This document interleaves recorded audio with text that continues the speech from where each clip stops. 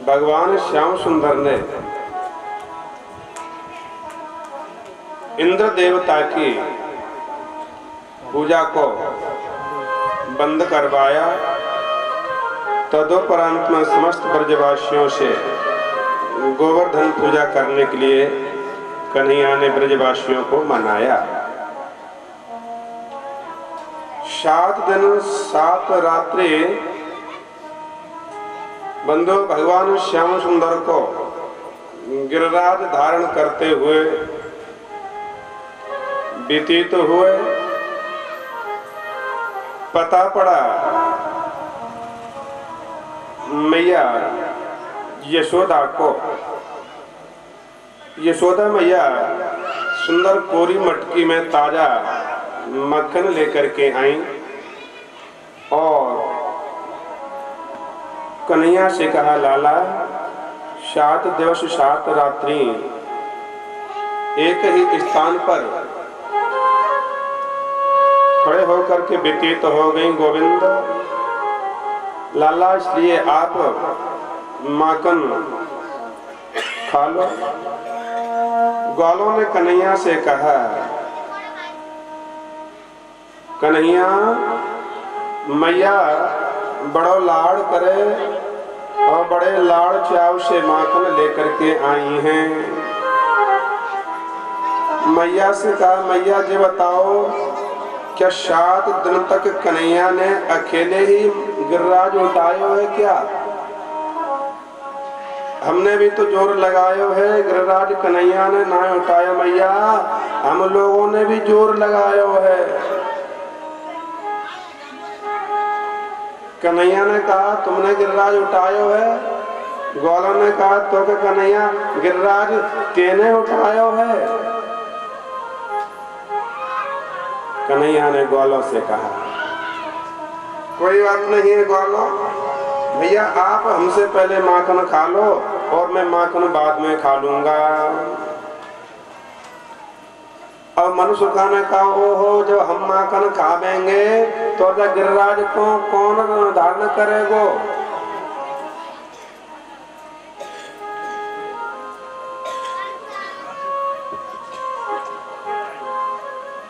तब तो कन्हैया से मनसुखा ने कहा, उधर कन्हैया ने कहा, सुन मनसुखा पहले माखन आप लोग ही खा लो। मनसुखा ने कहा कि नहीं कन्हैया तुम खा के आओ। जैसे ही बंधुओं आज कन्हैया ने अपनी कंष्ट का उंगली को नीचे किया, समस्त ग्वाल वालों की लाठी चटकने लगी। ग्वालों ने कन्हैया से कहा, कन्हैया गिरिराज को नीचे रख जाओ और बड़े प्रेम के साथ में माखन पाओ। तो कन्हैया ने कहा, सब ग्वाल ये कहो कि गिरिराज हमारे कन्हैया ने किसने उठायो है? ग्वालों ने मना कर दिया, जी नहीं बोलेंगे। क्या उंगली पर जी गिरिराज धारण करते तो मान जाते कन्हैया कि गिरिराज तेने उठायो है, पर बाम अंग से उठाया, बाम हाथ की उंगली पर उठाया तो बाम अंग तो हमारी श्री राधा रानी का है। गोपों ने कहा, कछु माखन को बल बड़ो, कछु गोपन करी सहाय। श्री राधे जो की कृपा सो गिरवर लियो उठाए। कन्हैया ने कहा, चलो कोई बात नहीं, मैंने गिरिराज उठाया अथवा श्री देवी राधा मैया ने गिरवर उठाया। मैया बड़े प्रेम के साथ में कन्हैया को मक्खन खिलाया और 7 दिन तक 7 रात्रि तक जल बरसता रहा।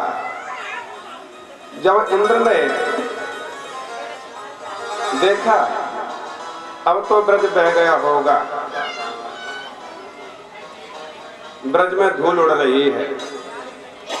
7 दिन और 7 रात बरसों मेघ अघाय, जैसे ताते तवे पर बूंद छन्न है जाए। 7 दिन तक 7 रात्रि तक जल बरसता रहा बंधुओं, पर ब्रज में धूल उड़ रही है। रसिक जनों ने शंकाएं बंधु प्रकट की। जब 7 दिन तक जल बरसता रहा और मूसलाधार जल बरसा है, प्रलय काल पर जो मेघ जल बरसाते हैं ऐसा जल बरसा, और फिर भी ब्रज में धूल उड़ रही है, तो वो जल कहाँ गया जरा ध्यान देना। एक बार महाराज भोले बाबा से मैया पार्वती ने कहा, स्वामी जी सुंदर अमावस्या का दिवस है, हमारी कछु ऐसी इच्छा हो गए कि आज ब्राह्मण देवता को घर में भोजन पवा में। भोले बाबा ने बहुत मना किया, सुनो देवी ब्राह्मण देवता के चक्र में मत पड़ना। नहीं महाराज, हमारी इच्छा है, आप भोले बाबा से निवेदन करने लगे। जैसे ही भोले बाबा कैलाश पर्वत से नीचे आए, 22 समय पर भोले बाबा को अगस्त जी के दर्शन हो गए। भोले बाबा ने अगस्त ऋषि को प्रणाम किया, बोले महाराज ब्राह्मण देवता आपको निमंत्रण है। अगस्त जी ने कहा कितनी देर से चलें? बोले महाराज मेरे पीछे ही चलो। जैसे ही महाराज कैलाश की ओर अगस्त जी का पदार्पण हुआ, सुंदर आसन डाला और अगस्त जी को ससम्मान बिठा। बाबा ने मना कर दिया, देवी जब आदो भोजन ना भयो तो पानी कहाँ से पी लेना चाहिए। श्रोता सज्जन बड़े ही समझदार हैं, ऐसी शांति का दान देते रहे। और प्रत्येक माता से मैं निवेदन करूंगा, जो भी भगवान की सामग्री चावल इत्यादि जो भेंट लेकर के आई हैं, वो धीरे धीरे बगैर शोरगुल करते आवे और एक साथ ना आवे, क्योंकि कथा सुनने में श्रोताओं के और सुनाने में बंधु हमें बड़े ही परेशानी खड़ी होती है। बंधु मन तो एक ही है? उदो मन 10 20 और एक हतो सो गयो श्याम संग को आराधाईस। उदो मन 10 20। इसलिए मन को एकाग्र करके भगवान की कथा श्रवण करें। अंत में नारायण प्रभु को याद किया, महाराज ये ब्राह्मण देवता तृप्त हैवे में ना आवे, आपके जटाओं में गंगा निवास करती हैं, आप गंगा को आदेश कर दो और ये ब्राह्मण देवता को तृप्त करें। बाबा ने अपने जटाओं को खोला, गंगा को मुक्त किया। पर छोटे ने को उत्पात अवतार बिगड़ गयो विष्णु को जो भृगु मारी लात। क्षमा करें, आज भगवान प्रकट भये और अगस्त जी को वरदान दिया, द्वापर में मेरा कृष्ण अवतार होगा, समस्त ब्रजवासी गिरिराज का पूजन करने के ताई आवेंगे, आप वहां भोजन करना। और जब भोजन भोग लगाने के उपरांत में समस्त ब्रजवासी भोग लगाने के उपरांत में समस्त ब्रजवासी निवेदन करेंगे। उसके बाद में इंद्र देवता को उप करेंगे। 7 दिन तक 7 रात्रि तक संवर्तक नामक मेघ जल बरसाएंगे। आप उस जल को खूब पान करना अगस्त्य जी, भगवान ने ऐसा कहा। सारी ब्रज में बंदो धूल उड़ रही थी। इसका कारण क्या था?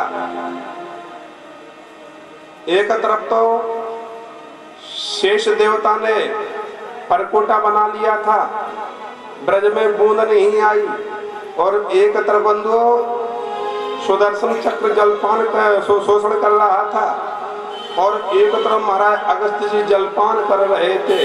तो बताइए, जब 3 महान शक्तियां जल का शोषण कर रही हैं तो बूंद कहां से बंधुओं ब्रज में दिखाई पड़ेगी?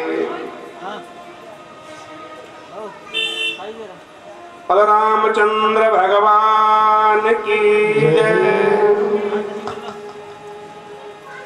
बंधु, कथाएं अनन्य हैं, वैसे भी कथा विलंबित चल रही है। इंद्र देवता भगवान की शरण में आए और इंद्र देवता ने निवेदन किया। भगवान इंद्र देवता पर बड़े ही प्रसन्न हुए। बंधु, प्रसंगों को स्पर्श करते हुए आगे बढ़े।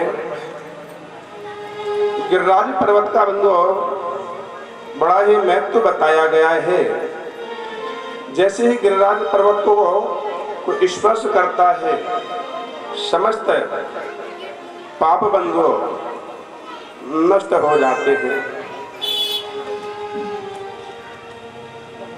सुंदर प्रसंग आया। महाराज नंद बाबा एकादशी का व्रत करते हैं, और एकादशी का जब नंद बाबा व्रत करते हैं, एकादशी का व्रत समस्त व्रतों में बड़ा माना गया है। जो एकादशी का व्रत करते हैं, भगवान का पूजन करते हैं, भगवान का भजन करते हैं, बंधु परमात्मा उस पर सदैव कृपा करते हैं। नामोपाश्रता। सुंदर समय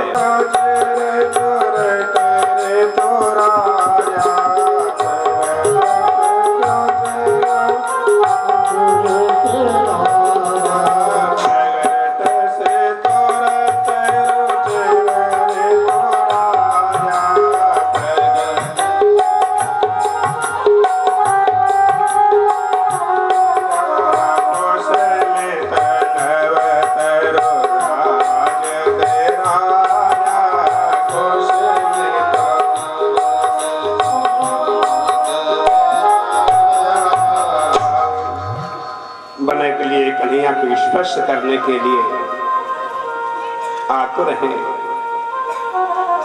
जैसे ही कन्हैया ने मंद मंद बंशी का वादन किया, गोपिकाओं ने जब यह श्रवण किया,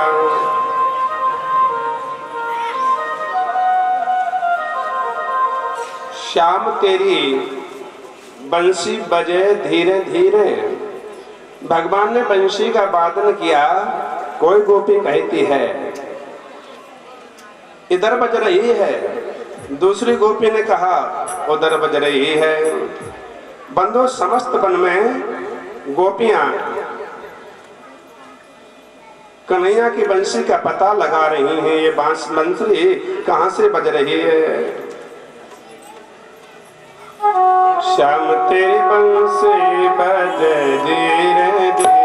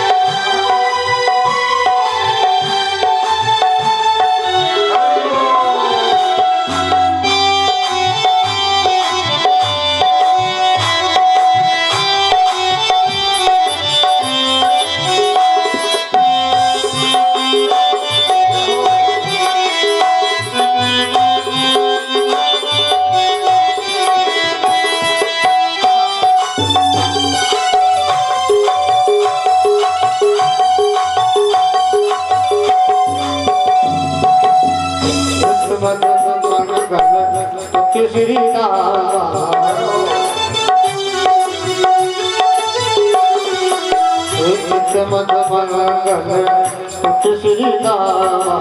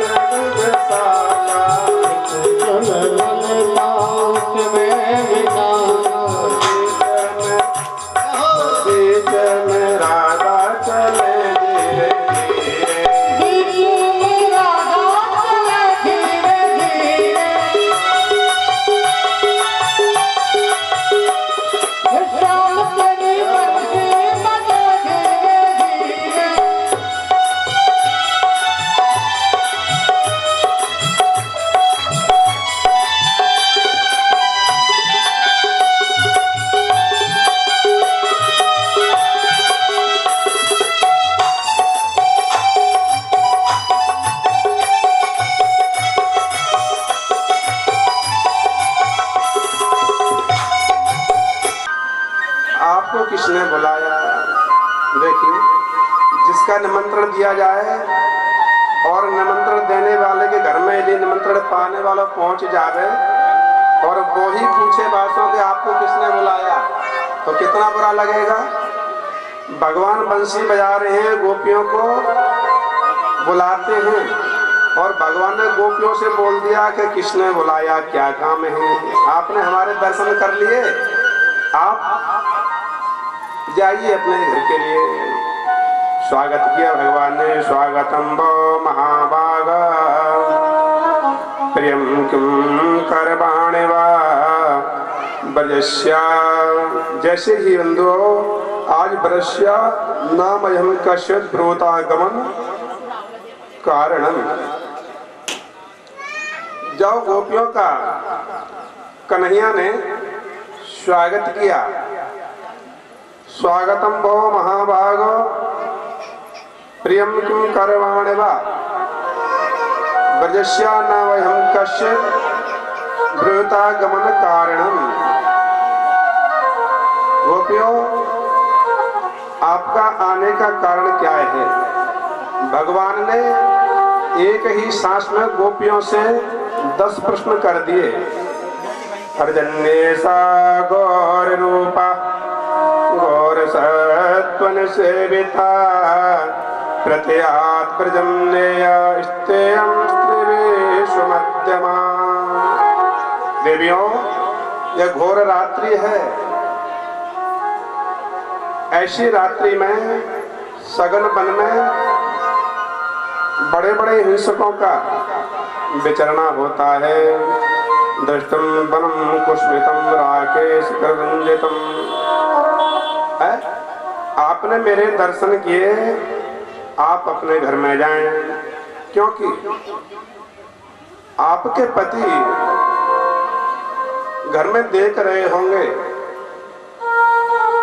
और बच्चे याद करते होंगे।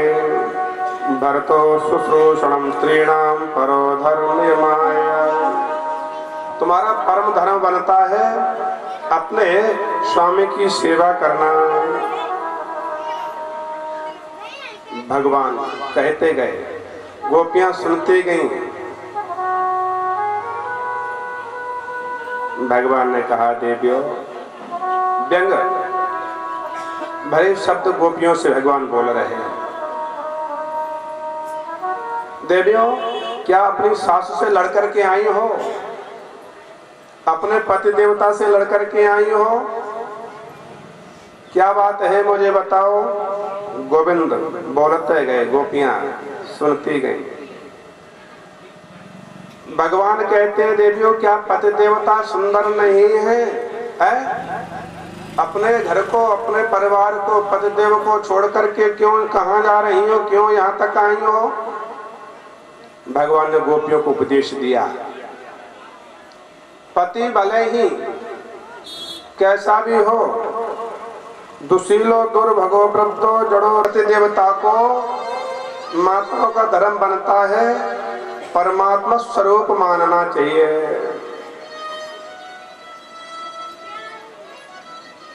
अब पति देवता कहेंगे महाराज अभी तक तो हमें मानती नहीं थी, हो सकता है कि यदि कथा सुन लेंगी तो हमें भगवान देवता के समान हमारी देवियां मान। पर पति देवता परीक्षा ले रहे थे, इसकी सुन रहे थे। देवी लड्डुओं को बंदो प्रेम से थाल में रख करके पाती है, बोलती है सुन मेरी दहरी नंदी मेरे सास न नंदी है। दहरी देवी मेरे सास नहीं है ना ही ननद है, और जो तेरी आज्ञा पाऊं तो लड्डुओं भोग लगाऊं। पति देवता सुन रहे थे। देखो कहा तो बोल रही थी कि मैं आपके बगैर भोजन नहीं करूंगी, और मेरे जाते ही निकलते ही बड़े प्रेम से लड्डू बनाए और भोजन पा रही है। पति देवता को आया क्रोध, एक डंडा लिया और डंडे से पति देवता कह रहे हैं सुन मेरे डंडा लाला मेरे ससुर न साला, जो तेरी आज्ञा पाऊं तो दादी की मार लगा।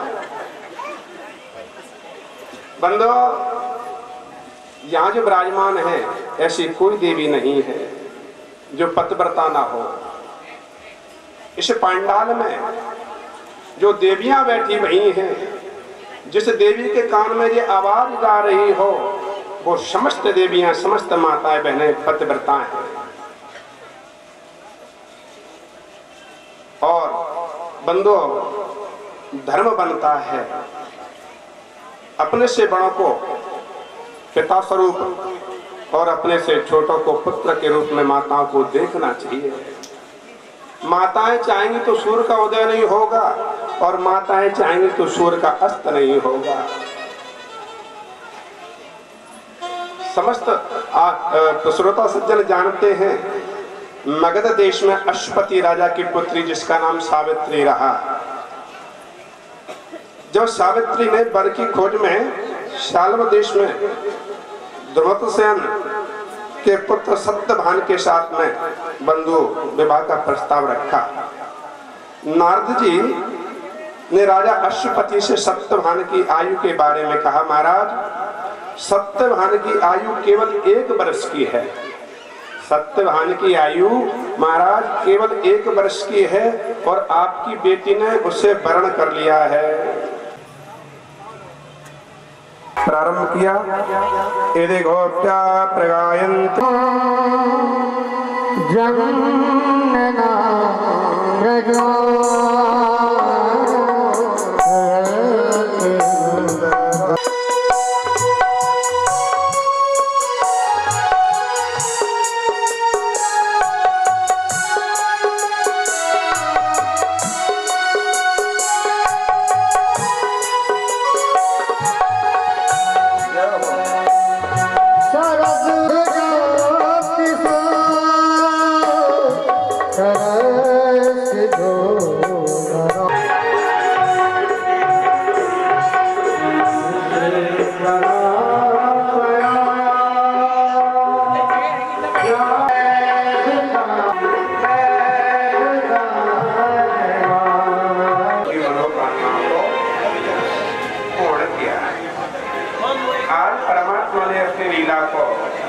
आगे बढ़ाया।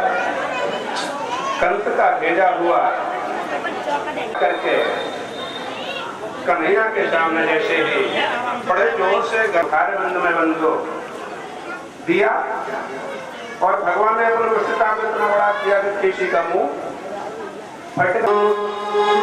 मदपुर्याम महामते असितारत मास्थायो प्रेयोनंद गोकुलम दक्षपति महाभागो भगवत बुरेक्षणे भक्तिं परमानुपगता एवमेतत् चिन्तयेत। आज अक्रूर जी की बहुत दुर्दशा हो रही है जो मारीच की हो रही थी। धर्म शने वह मत हेरी, ओ वह बात देखा निज मरना, ओ वह बात देखा मरना, ओ वह बात देखा निज मरना। जो मारीच की गति हो रही थी वो अक्रूर काका की गति हो रही है। यदि जाऊंगा तो गोविंद क्या विचार करेंगे, नहीं जाऊंगा तो ये भोजपति कंस के हाथों से मुझे कष्ट प्राप्त होगा। चलो जो होगा सो देखा जाएगा। रथ सजाया अक्रूर जी ने और महाराज यात्रा करने लगे ब्रज की। अक्रूर जी को ज्यादा समय न लेते हुए सीधे ब्रज में पहुंचाओ। जैसे ही ब्रज में अक्रूर जी पहुंचे, सांझ का समय था। कन्हैया गाय दोहन करने के लिए जा रहे थे, मैया के साथ में दाऊ दादा वगैरह सब थे। दाऊ दादा ने जैसे ही देखा अक्रूर को, तुरंत ही बंदो जो दोहने वाला पात्र था गाय बाटे बिहारी तुम फिर जिया जाएगा,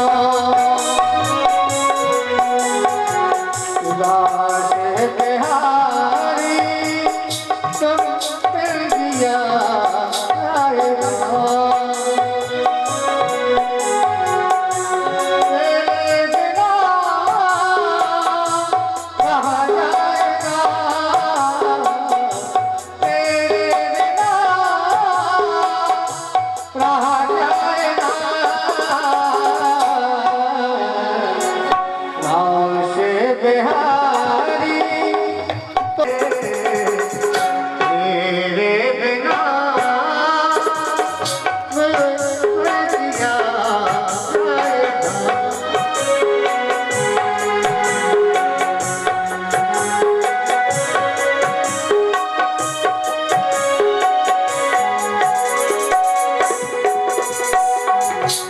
तेरे नाम में कितना तड़पी,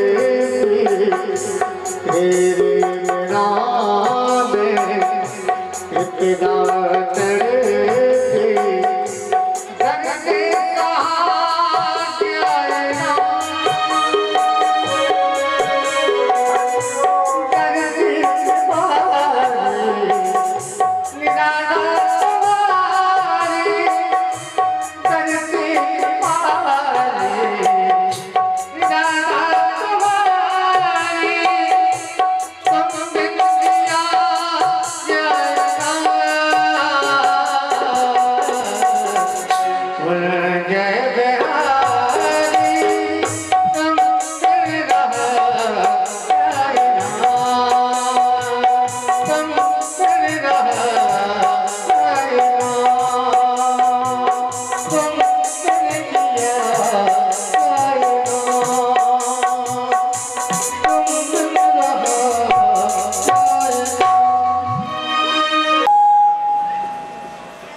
गोविंद के दर्शन कर रही थी।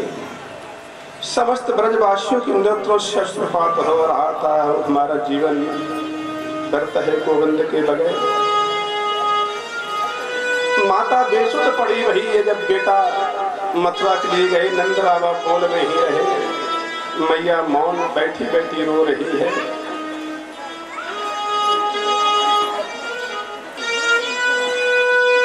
गोपिकाएं रुदन करती हैं, बोल रही हैं, रथ दिखना बंद हो गया। अब रथ को समय लिया को दूरी,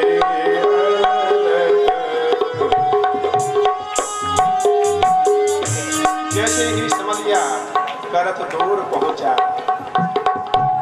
गोपियां बेसुध होकर के गिर पड़ी। कन्हैया का एक ही आश्वासन गोपियां याद करती हैं। गोविंद बोल गए थे कि हम परसों लौट करके आएंगे, पर परसों गोविंद की नहीं होती। कन्हैया जैसे कि आज मथुरा की तलेटी में पहुंचे,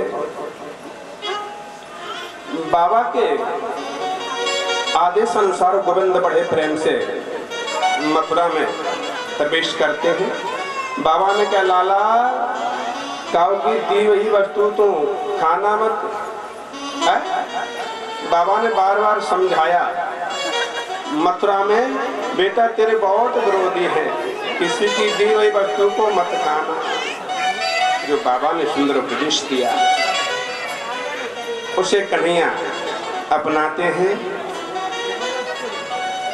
जहां मामा कंस का बाग है, उस बाग में कन्हैया सुंदरता देख रहे हैं। बड़ी सुंदर नगरी मथुरा है, सुंदर बाग है। भूप बाग बर देखो जाई, जहाँ बसंतर तुरई हिलवाई। आज राजा कंस का इतना सुंदर बन है, तो बंदो बाग है कि देख करके कन्हैया प्रसन्न हो रहे हैं। मानस में बाबा ने इसका प्रमाण किया, लागे बेट पर मनोहर नाना,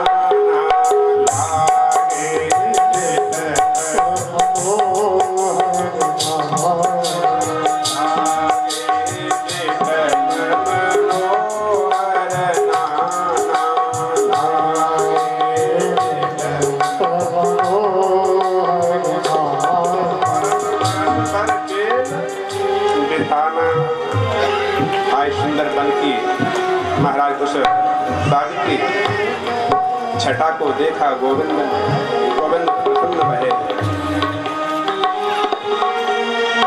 मार्ग में ही समस्त ग्वालवाल कन्हैया को मिले।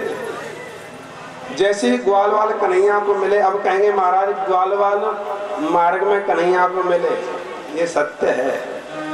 किसी को मालूम नहीं था कि अक्कुरु लेवे के ताई आवेंगे। ग्वालवाल गाय चराते चराते मथुरा की तलेटी में पहुंच गए थे। पूछा, कन्हैया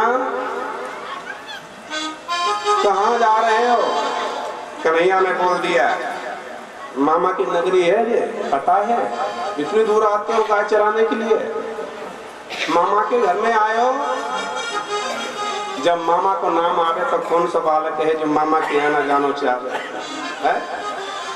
मामा के यहाँ बालक को उतना प्रेम मिलता है कि बंदो वर्णन करते नहीं बनता। यदि बालक को बिगाड़ना हो तो 6 महीने के लिए मामा के यहाँ भेज दो, है? बनाना हो तो जीजा जी के यहाँ भेज दो, उसे बिगड़ने में देर नहीं लगेगी। उपद्रव करेगा तो मामा उसे ज्यादा नहीं डांट पाएंगे, क्यों भांजा है? तो बालक को बिगाड़ना है तो मामा के यहाँ 6 महीने रख दो बस। ग्वालों ने कहा, कन्हैया मामा के जा रहे हो? और जब माता जी आज मामा के जामे, छोटो बालक कहे हम चलेंगे मामा के यहाँ। माता जी कहेंगे, नहीं बेटा तेरे पढ़ने लिखने का समय है, हैं? तेरे सुंदर पेपर आ रहे हैं।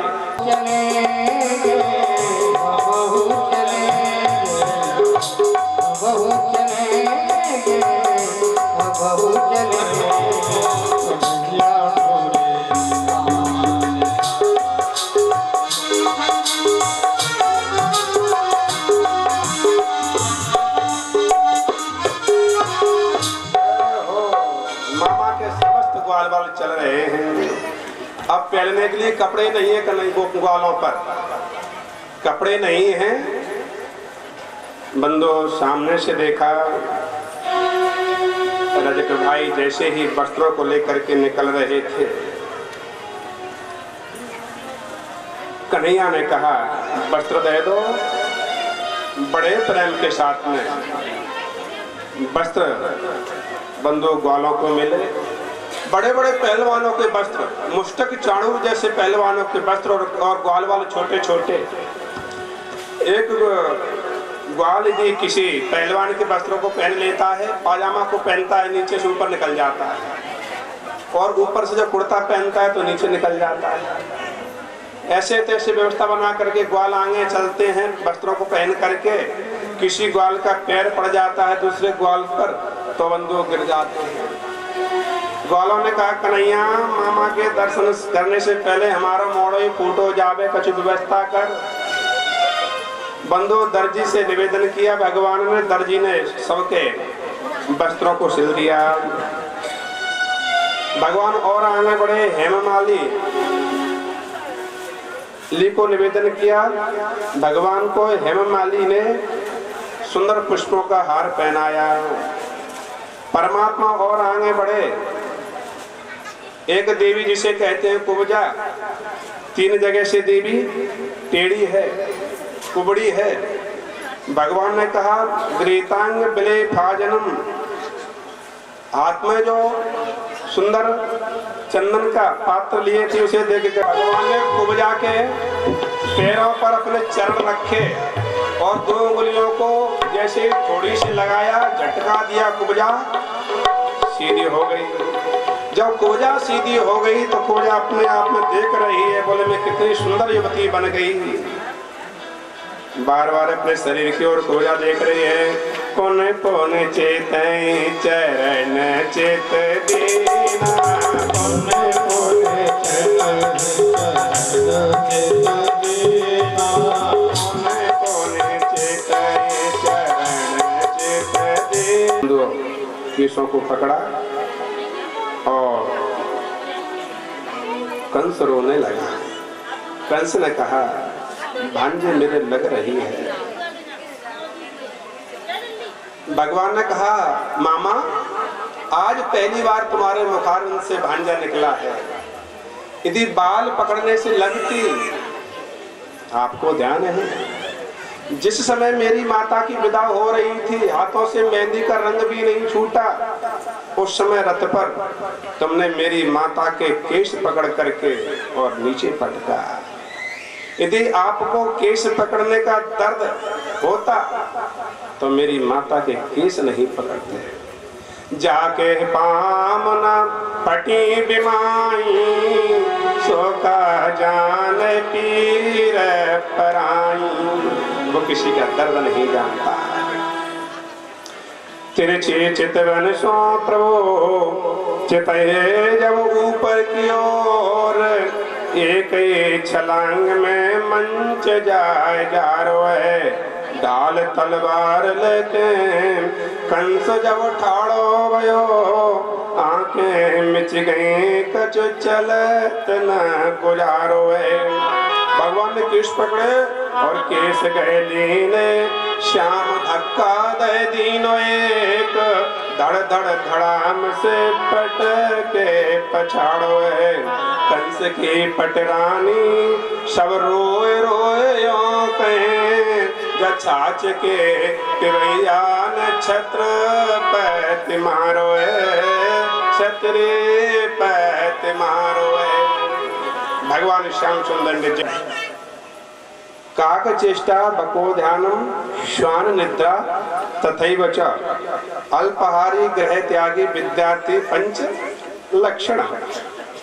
विद्या पढ़ने वाले को बालक को चाहिए कौआ जैसी चेष्टा, बको ध्यान पढ़ने पर बगुला जैसा ध्यान। जब बगुला तो यशोदाएं जानती होंगी, मैया ने समझ लिया।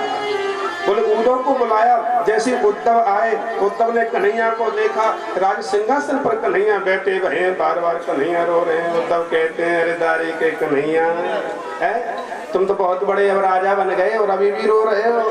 बोले उद्धव तू मेरा जन्म का सखा है, बाल सखा, और मुझे मैया की याद सता रही है, गोपिकाओं की याद सता रही है। उद्धव मोए बैज बिसरत नाही, वृंदावन गौरो नंद देख सुख पावत। कन्हैया रो रहे, उद्धव से बोल रहे हैं माखन रोटी दही सजायो, अटहित सात खवावत।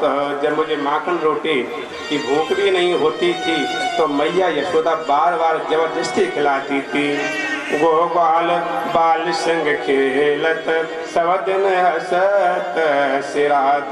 मैं ग्वाल वालों के साथ वहाँ खेलता था, सूरदास धन धन ब्रजवासी जिन सोहित जसुतात उदो मोहि ब्रज बिसरत नाई।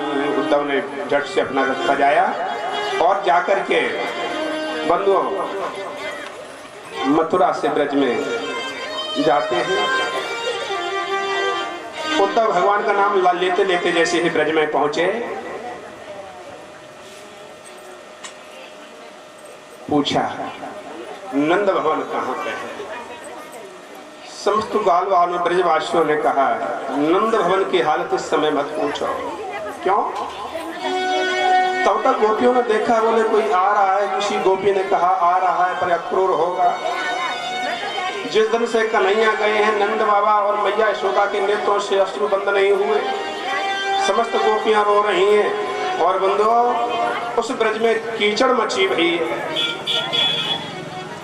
उद्धव बार बार पता पूछ रहे हैं तो बोल दिया, बोले जिस कीचड़ जो आपको दिखाई दे रही है इस कीचड़ के सहारे आप चले जाओ।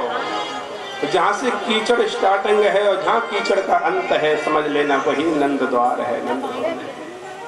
जैसे उद्धव जी नंद बाबा के महल में प्रवेश किया, नंद बाबा ने उद्धव को पकड़ के बिठाला और श्याम सुंदर के बारे में समस्त बंधुओं चर्चाएं सुनी। मैया यशोदा जी को होश आया और पूछा क्या उद्धव कन्हैया हमारी याद करते हैं क्या? गोपिकाओं से चर्चा रही, नंद बाबा यशोदा मैया से चर्चा रही।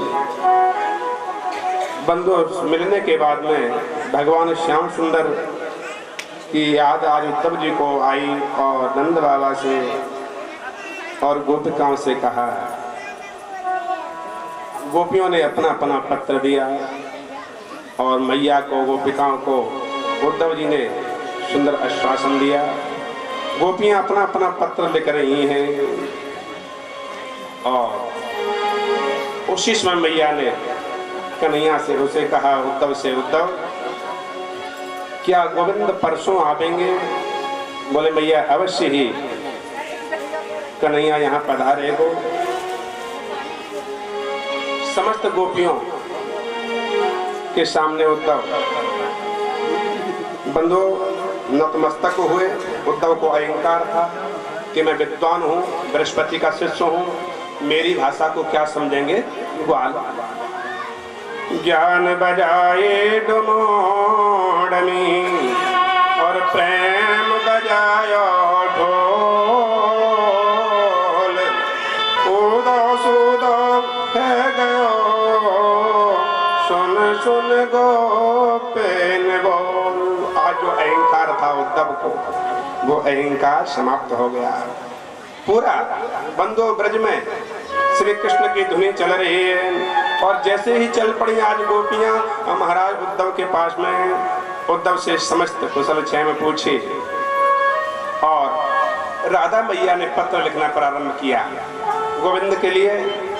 पत्र लिखते हेडिंग में जय श्री कृष्ण लिखती है बंधु, नेत्रों से इतना अश्रुपात होता है, समस्त पत्र भींग जाते हैं। यहाँ तक कहा मैया राधा ने बंधु हजारों हजारों पत्रों को लिखा भगवान के लिए, पर एक भी पत्र सूखा नहीं रहा, समस्त पत्र भीग गए। उद्धव ने कहा मैया मैं आपका समाचार मुखारविंद से गोविंद को सुना दूंगा। रो रहे हैं और समस्त ब्रजवासियों की दशा लेकर के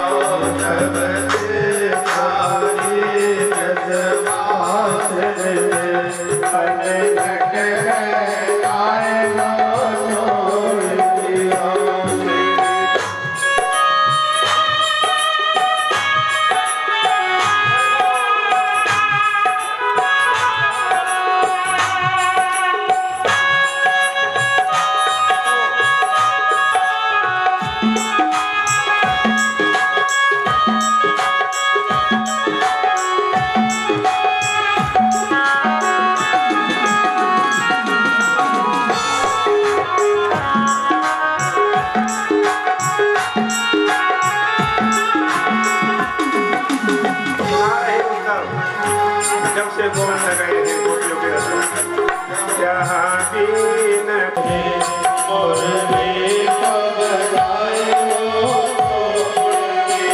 हो यार दीन पता रही मुरली को बजाए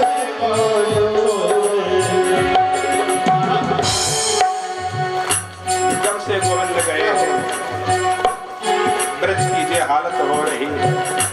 ब्रजवासियों के नेत्रों से अश्रुपात बहे राजा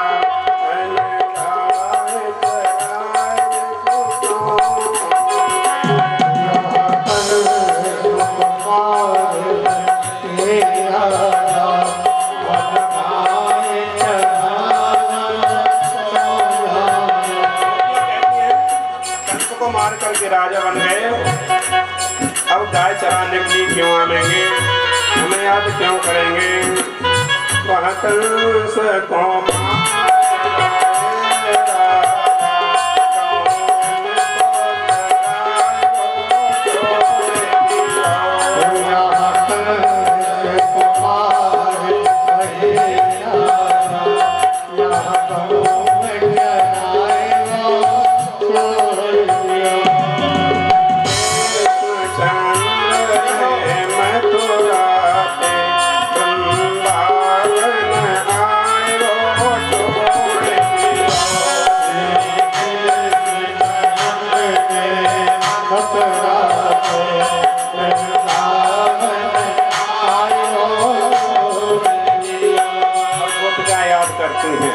और उद्धव जी सुना रहे कन्हैया को।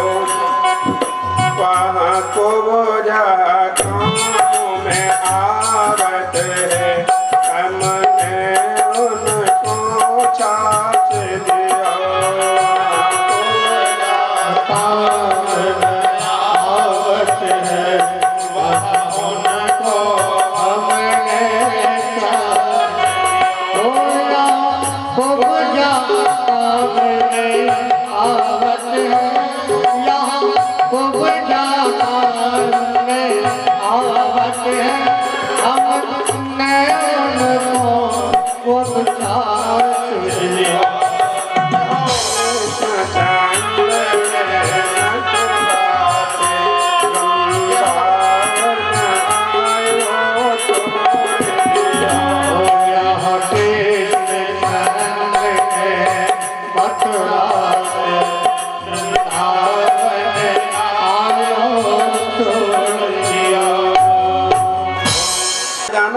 बेचारी भूले भटकी बैठा तो नींद नहीं आ रही है। मैं देख रहा हूँ सबकी चौकीदारी कर रहा हूँ बैठा बैठा है।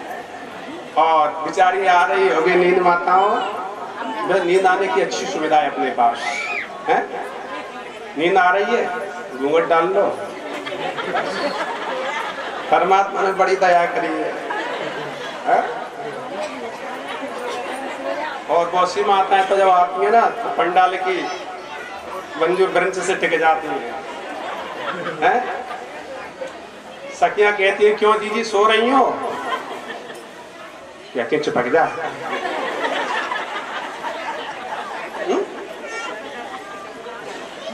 रात में मेहमान आ गए थे और खाना बना करके 2 बजे फ्री भई। ऐसा तो नहीं बेचारी माता को किसी को नींद नहीं आ रही है। ये तो सब विनोद की चर्चा है। आज जब भगवान ने कंस का बंधु वध किया, कंस के धर्म पत्नी अस्थि और प्राप्ति रो करके जरासंध के पास पहुंची, पिता के पास।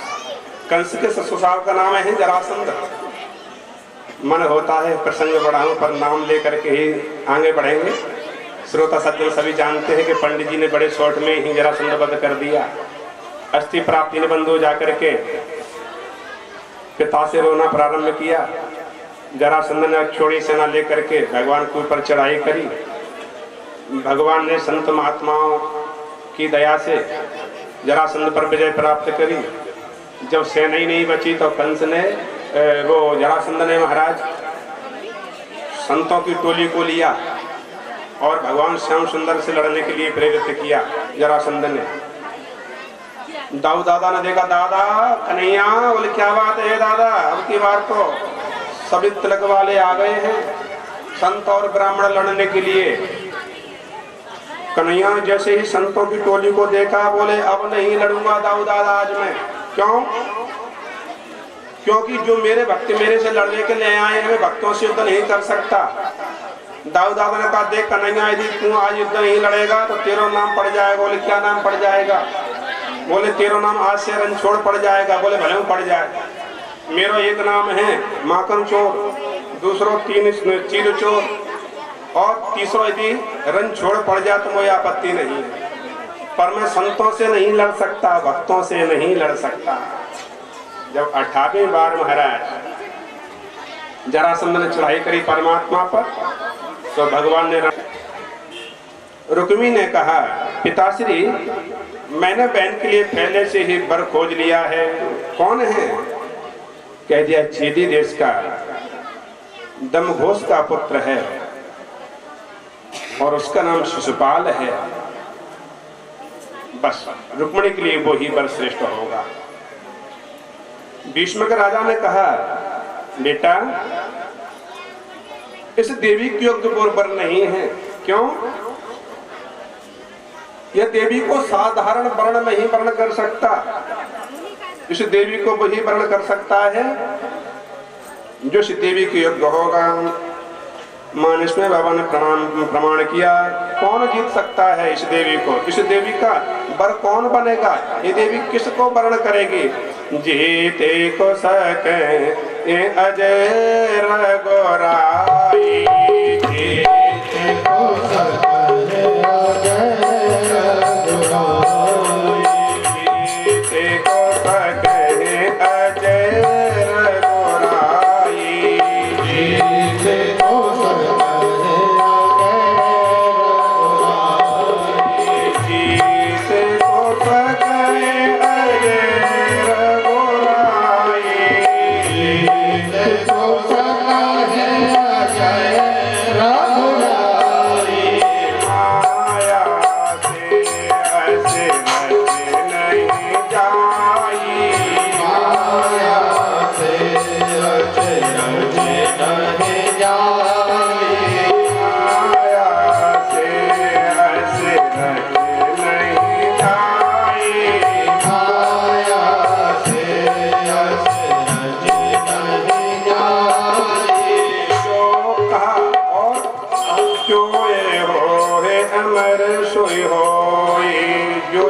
बरेगी वो अमर होगा।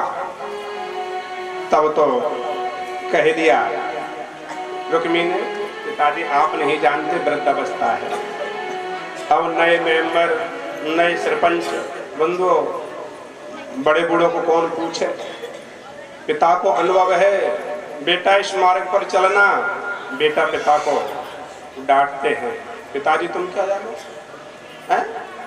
नए रीति रिवाजों को आप नहीं जानते, पर ध्यान देना बेटा, पिता तुझे वो मार्ग बता रहा है, बहू सासू तुझे वो मार्ग बता रही हैं जो मार्ग तूने अभी देखा नहीं है।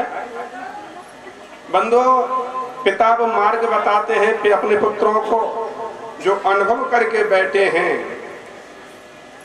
बड़े बूढ़ों का संग करो, सज्जनों का संतों का संग करो, जहाँ सुंदर चर्चा मिले उसको श्रवण करो, ग्रहण करो। जो हमसे बड़े हमें चर्चा सुनाते हैं, बता रहे हैं, मार्ग दर्शाते हैं, बंधुओं उन्होंने वो मार्ग देखा है और उस मार्ग पर जो हमारा भाग्य होगा तब हम चल पाएंगे। पिता को न जाने कितने वर्षों का अनुभव है, उसे बता रहे हैं पिताश्री, और बच्चे कहते पिताजी आप नहीं जानते। अच्छा बेटा जी बताओ, तुमने वर खोज लिया है? बोले हाँ। अब याद सताती है महाराज अपनी बेटी की। महाराज भीष्म को कहते हैं मैंने बेटी कितने लाड़ प्यार से पाली और आज ये बेटा मानता नहीं है। रुक्मिणी देवी ने जब से याद संभाली 22 वर्ष से गोविंद को अपना पति बनाना स्वीकार किया। बोले वरूंगी तो गोविंद को ही वरण करूंगी। अब उधर महाराज शिशुपाल दूल्हा बन करके आता है और देवी रुक्मणी ने ब्राह्मण देवता को अपने पास में बुलाया। ब्राह्मण देवता से कहा, बोले महाराज आप मेरा पत्र ले जाओ और इस पत्र को गोविंद को दे देना। जब मैं भगवान की मेरे ऊपर दया है जाएगी तो अभी मैं आपको कुछ नहीं दे पाऊंगी, जब भगवान की दया है जाएगी तो खूब दक्षिणा दूंगी, माला माल कर दूंगी। आज रुक्मणी की देवी के हाथ में कंगन बना हुआ है, जरा माताएं ध्यान दें, शांति का दान ऐसे ही बना करके रखें। रुक्मणी मैया याद कर दी है, बोले मेरा भैया हट करता है और उधर शिशुपाल कहीं मुझे वर्ण करके ना ले जाए। दीन के नाथ कहावत हो, करुणा निधि जान के आस धरिए। रुक्मणी देवी कह रही है, बोले आपको मैंने सुना है कि आपको नाम दीनानाथ है। दीन के नाथ दया आप दीनानाथ कहते हो, करुणा निधि जान के आस धरिए। पुरराज ने आए अनीत करे, पर नारी की चीर पे दृष्टि पड़ी है। मैं पर नारी की चीर पर दृष्टि पड़ी है। फिर मेहंदी लगा के मुझे ऐसी सजा दो, मुझे श्याम सुंदर जी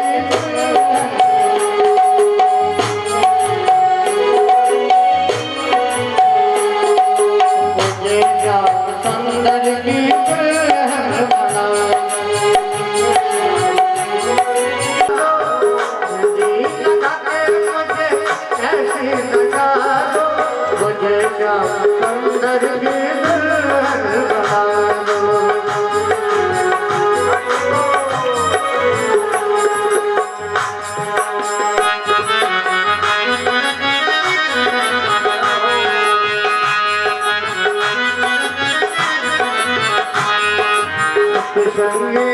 मेरी बात चलाई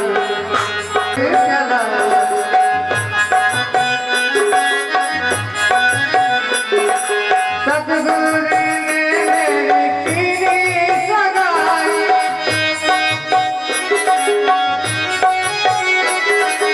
उनको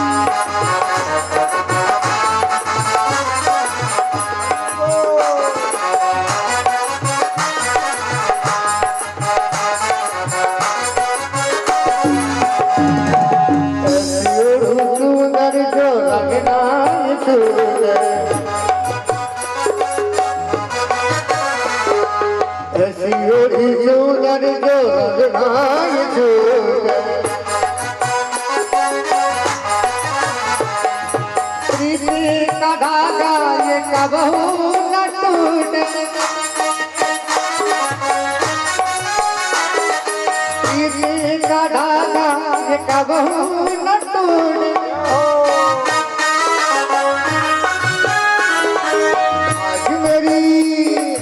आज मेरी मोतियों के मांग तो भरा दो, आज मेरी मोतियों के मांग तो भरा दो, मुझे श्याम सुंदर की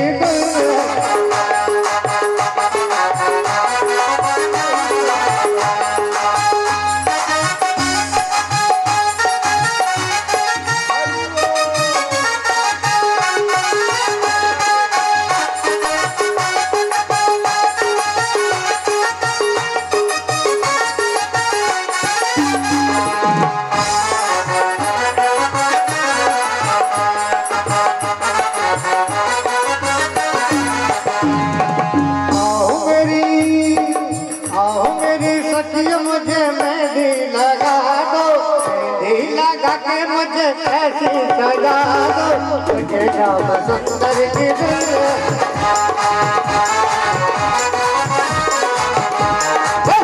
श्याम सुंदर की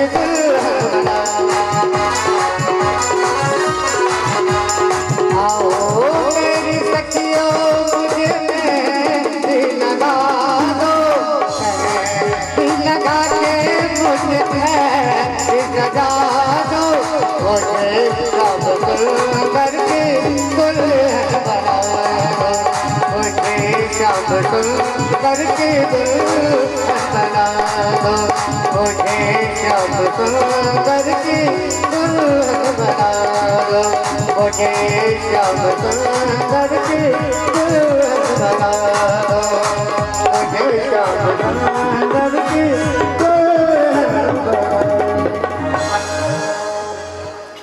बोलो गोविंद भगवान की जय।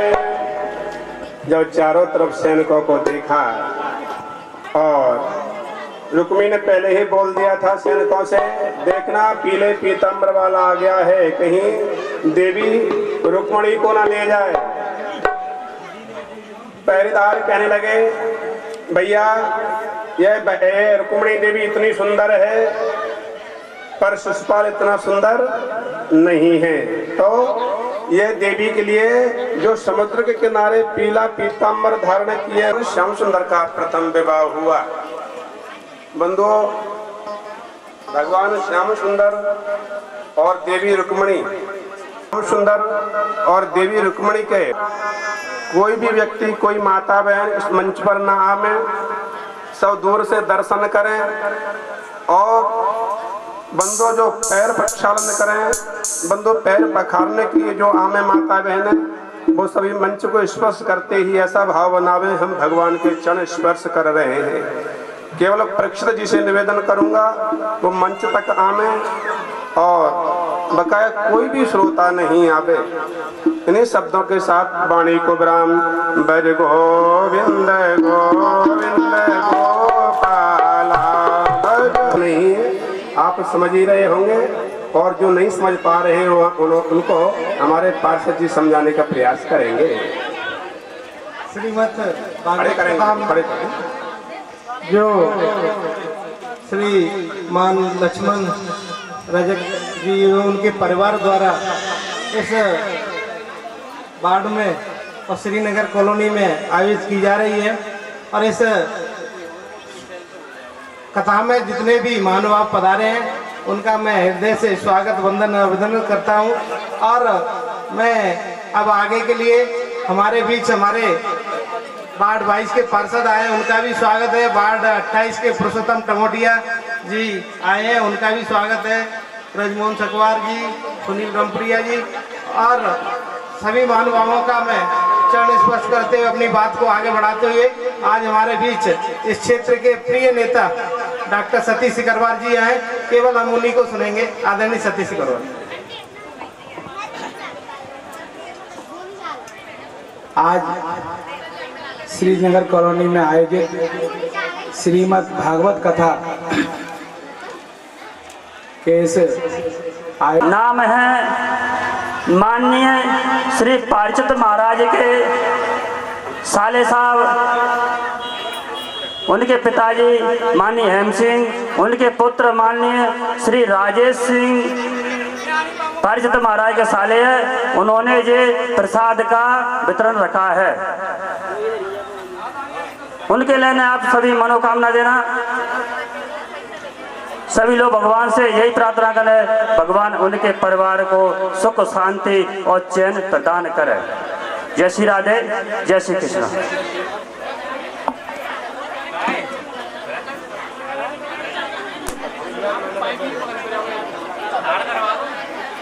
उसी को विश्राम कहेंगे। ये भगवान का प्रसाद है, इसे बड़े प्रेम से जिन्होंने ले लिया है वो अच्छी बात है, और जिन्होंने नहीं ले पाया है वो निवेदन करूंगा भक्तजनों से, वो बाल भोग को आरती के बाद यदि सब लोग पावे तो बहुत अच्छा लगेगा। ये तो कथा में विघ्न पैदा हो जाएगा। जिन माताओं ने बाल भोग ले लिया है वो माता बहनें बड़े प्रेम से पावे, और जिन भाई बंधुओं ने नहीं ले पाया है वो ध्यान रखें, थोड़ा आरती के बाद लेगा तो अच्छा है। बीच में व्यवस्था अब आगे न बढ़ाएं, सभी समझदार हैं। जो माता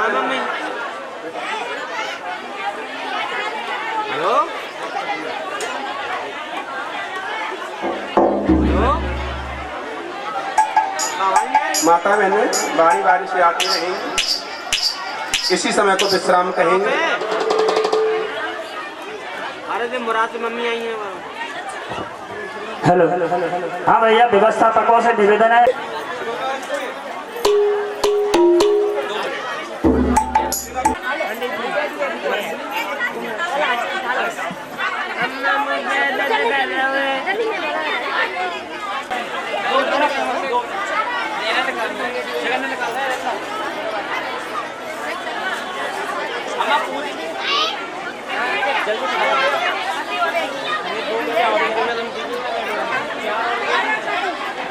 हेलो दीपू भैया, दीपू भैया मंच पर आने का कष्ट करें। दीपू,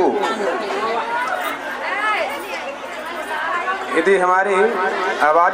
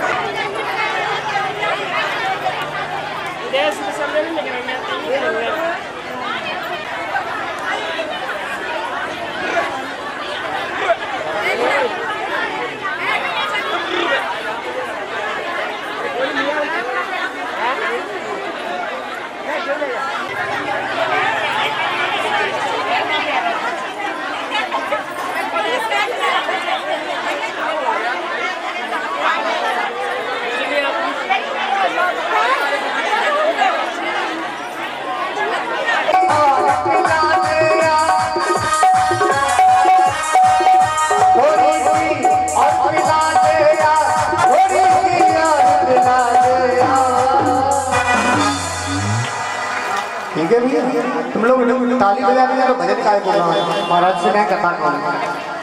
बोल राधा मैया की जय। ओ मेरी बेटे ओ मैया तारे, मेरी बेटे ओ मैया तारे, मेरी बेटे ओ मैया तारे, बुला लो बुला लो बुला लो वृंदावन गिरधारी, बुला लो वृंदावन गिरधारी, बुला लो वृंदावन गिरधारी, बुला लो वृंदावन गिरधारी, बुला लो वृंदावन गिरधारी, बुला लो वृंदावन गिरधारी, बुला लो वृंदावन गिरधारी, बुला लो वृंदावन गिरधारी। बोलिए व्यास भगवान की। बोले प्रभु क्षमा करो। और अपनी बेटी जामवती का विवाह भगवान श्याम सुंदर के साथ में कर दिया। विवाह में मणि दहेज में दे दी।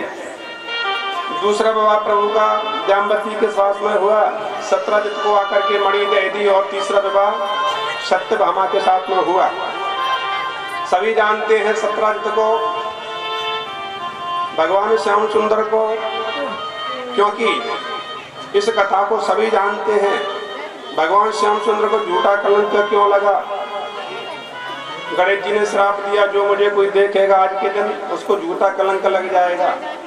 अथवा जो कथा सत्यजित और प्रसेन की कथा को कोई श्रवण करेगा तो कलंक नहीं लगेगा। कथा कोई जानता है, कोई नहीं जानता। गणेश जी चूहा पर बैठ करके जा रहे थे, गिर पड़े। चंद्रमा हंस रहा था और गाड़ी घोड़ा से गिरने वाला व्यक्ति सबसे पहले जो देखता है, मुझे किसी ने देख तो नहीं लिया, भले ही हाथ पैर टूट जाए उसकी चिंता नहीं है, किसी ने मुझे देख तो नहीं लिया, जो चिंता ज्यादा सताती है। किसी ने नहीं देखा गणेश जी को, चंद्रमा खिलखिला करके हंस रहे थे। श्राप दे दिया चंद्रमा, आज के दिन कोई देखेगा आपको भादों के महीने चौथ का चंद्रमा, समझ लो उसे झूठा कलंक लगेगा। कलंक मिटाने के लिए इस कथा को सुनना चाहिए, और कथा नहीं जानते तो किसी घर में पत्थर फेंक दो। जरा ध्यान देना, महाराज हम भी फेंकेंगे पत्थर, बड़ा पत्थर मत फेंक देना, तो बड़ा पत्थर फेंक दो किसी के सिर में जाएगा, लग जाए, सिर में लग जाएगी तो बंधु झूठा कलंक क्या साचा कलंक लग जाएगा। जरा सा कंकड़ किसी घर में फेंक दो तो कलंक का दोष समाप्त हो जाता है। जब जामवती घर में आई, जब बहू बेटा लेते हैं, बोले हम चलो बहू को देखें, अन्य सखियां बहू को देखने के लिए आई। भगवान ने मना कर दिया, देवी जामवती सुनो, अपना मुंह मत खोलना। क्यों? जब रीछ की बेटी रीछनी होगी, पर्दा किए हैं, मौछाना करने के लिए आई सखियां, बंधु किसी ने मौछाना नहीं कर पाया। क्यों? समस्त देवियां मौछाना क्यों करती हैं? जब घूंघट उठाएंगी और जब मुंह देख लेंगी तो मौछाने के लिए कुछ देंगी है? सासू दौड़ी दौड़ी आई, बंधु नाना प्रकार से आज मौछाने के लिए देवियां आई, देवी मुंह नहीं खोलती। अन्य देवियों ने रुक्मणी से कहा, रुक्मणी जब देवी को मुंह कभी खुलेगा। भगवान श्याम सुंदर के पास में पहुंची रुक्मणी, बोले प्रभु मौछाना करने वाले आ रही हैं पर देवी मुंह नहीं खोलती। भगवान ने पहले मना कर दिया था मुंह मत खोलना।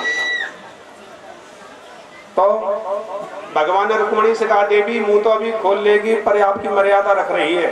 क्यों? इतनी देवी सुंदर है, जब कोई चीज ने मुंह खोल लिया तो तुम्हारा कलर फीका पड़ जाएगा। तो महाराज कब खुलेगा मुखारविंद? हाथ में जल ले लेवे और ये कहे कि हे परमात्मा मेरी छोटी बहन ज्यादा सुंदर ना बने, केवल मेरे जैसी ही बन जावे। रुक्मणी ने जैसे ही हाथ में जल लिया और बोला मेरी बहन मेरे जैसी बन जाए, ज्यादा सुंदर नहीं बने। रुक्मणी को क्या मालूम था कि भगवान की क्या लीला है। जैसे ही मन में संकल्प लिया और जामवती जी ने मुंह खोल दिया। जैसे ही बंधु मुंह खोला, परम सुंदरी बन गई जामवती।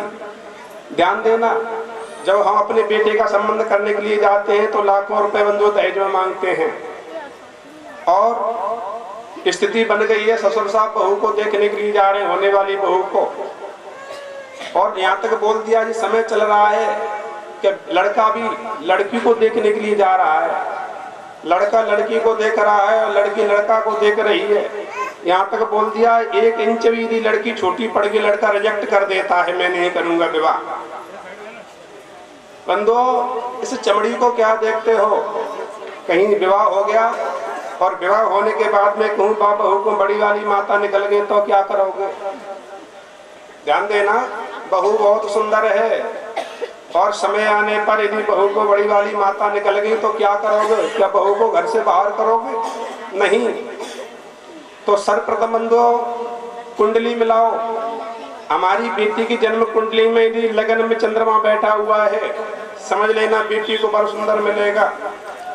चंद्रमा लगन में बैठा हुआ है अथवा चंद्रमा लगन से जैसे सप्तम स्थान में बैठ जाता है तो ध्यान देना हमारी बेटी को विवाह के हाउस पर डालता है तो वहाँ समझ लेना कि सुंदर पति मिलेगा, अच्छा घर भर मिलेगा। आज भगवान की सुंदर कुंडमन हो रहा है तो बंधु चौराहे पर लेने के लिए पहुंच जाएगा, मेरे समझी आ रहे। यदि बहू के सिर में दर्द होगा तो तुरंत बंधु दवा की व्यवस्था करेगा, पैसे वाला इतना ध्यान नहीं देगा। बंधु दहेज यदि मांगते हो प्रयास करें, इच्छा अनुसार यदि दहेज मिलता है खूब दहेज लेवे, पर दहेज कभी भी मांगे नहीं।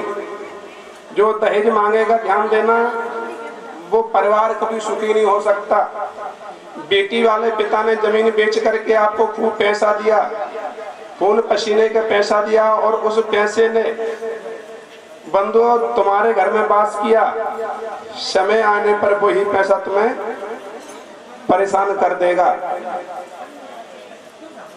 दहेज को कभी भी नहीं मांगना चाहिए। बंधु, नाना प्रकार से प्रसंग आते हैं। महाराज, अभी तक हमने अपनी बेटियों का विवाह किया, 10-10 लाख रुपए दिए। आज ही हमने आपकी कथा सुनी। क्यों? जब एक लौता बेटा था, एक ही पुत्र, सगाई संबंध वाले बहुत आ रहे हैं। अमुक गांव के इतने बोल गए, अमुक गांव के इतने बोल गए।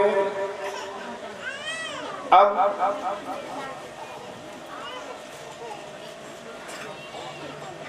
ऐसा नहीं है। खूब मेहनत करो, बच्चों को संस्कार अच्छे प्रदान करो और सामने वाला जो देवे उसे स्वीकार करो।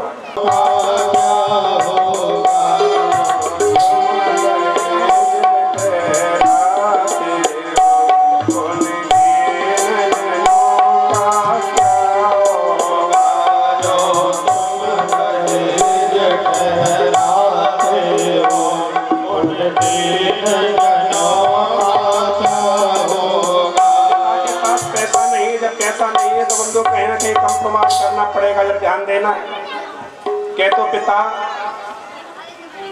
बरहीन बंधु बेटी के लिए घर देखेगा, अथवा बेटी जैसी सुंदर है वैसा बर नहीं खोल सकता। बेटी षोडशी अवस्था है और बर की अधिक अवस्था है, और समय आने पर उस बेटी का सिंदूर जब समय से पहले देवी को कष्ट हुआ, देवी रो रही है। क्यों?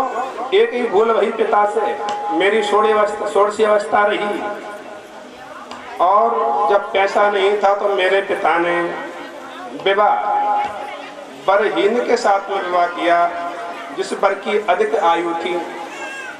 बेटी ने रोदन करना प्रारंभ किया। जब इस पन का सिंदूर मिटा तो अगले पन का क्या होगा।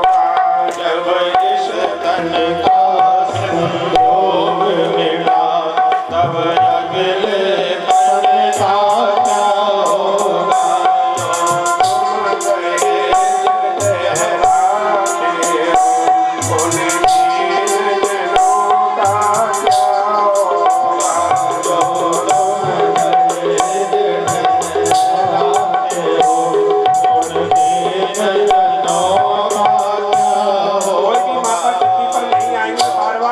करूंगा, कोई भी माता गद्दी पे नहीं आए। अभी समय टाइम दिया जाएगा। आरती के बाद में 100 माताओं को यहाँ व्यास पूजन के लिए सूचित किया जाएगा। समस्त माताएं व्यास पूजन के लिए इस गद्दी पे आवे। तब तक निवेदन करूंगा, कोई भी माता गद्दी पर नहीं आवे। क्यों? आप आएंगे तो आपको देख देख करके फिर और माताएं आना शुरू कर देंगी। तो बंधु, दहेज लेना बुरी बात नहीं है, दहेज खूब लीजिए। दहेज दशरथ जी ने लिया और जनक जी ने दिया। कहीं भी ऐसा प्रमाण नहीं है कि दशरथ जी ने जनक जी से दहेज मांगा हो। बहुत कथाएं हैं बंधु, है। राजा इंद्र का सुंदर प्रसंग आता है। बलबल इत्यादि का बलराम जी ने तीर्थ यात्रा में बंधु वध किया और बच्चे हैं, खाने के लिए कुछ है नहीं। कुटिया है ऐसी जगह पर, पूरे गांव का बरसात का पानी सुदामा जी के घर में ही भर जाता है। टूटी सी छान है बंधु, सूर्य के पूरा प्रकाश, सारे दिन का तेज सुदामा जी के कुटिया पर पड़ता है। बच्चे करमट बदलते हैं, खाने के लिए कुछ नहीं है। सुदामा जी भिक्षा मांग करके इधर उधर से कुछ ले आते हैं, बच्चों को प्रसादी पवाते हैं। एक रोटी से ही सारा परिवार बंधु पल जाता है। भिक्षा से अपना परिवार पालते हैं। भिक्षा में बंधु अन्न मिल जाता है, 1-2 रोटी बन पाती हैं। आधी रोटी बच्चे ने खाई और कुछ रोटी दूसरे बच्चे ने खाई। जब भूख लग रही है तो बच्चे कहते हैं पिताजी अब नहीं है। सर्दी में बंधु बच्चों को सर्दी लगती है, पिताजी सर्दी लग रही है।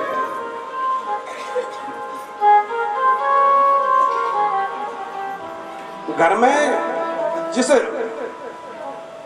पर रोटी बंधु बनाई जाती है, रोटी सेकी जाती है, तवा वो भी साबुत नहीं है। जिस बर्तन में आटा लगाया जाता है कठौती बंधु, वो भी साबुत नहीं है।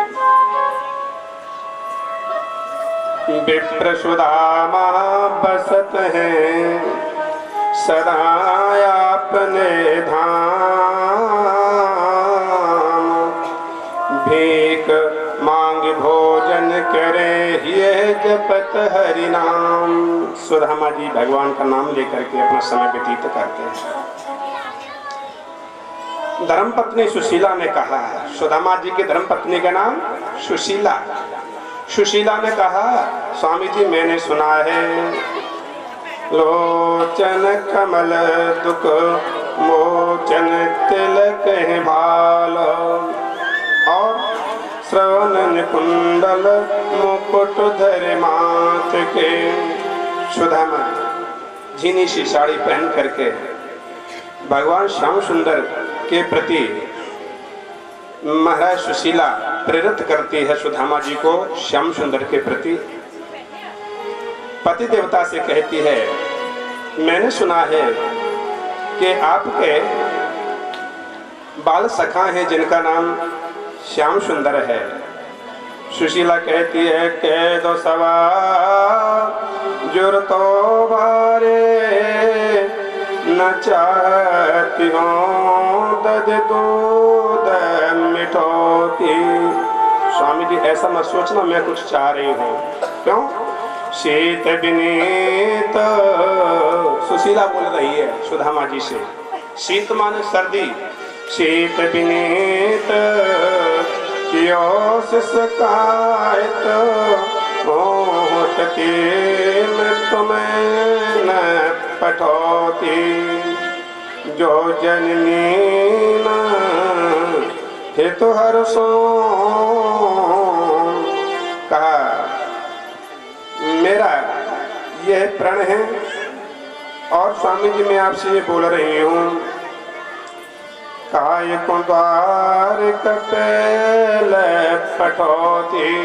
आप द्वारका के लिए जाओ, जा घर सो न गयो कबो टूटो तवा और फूटी कठौती।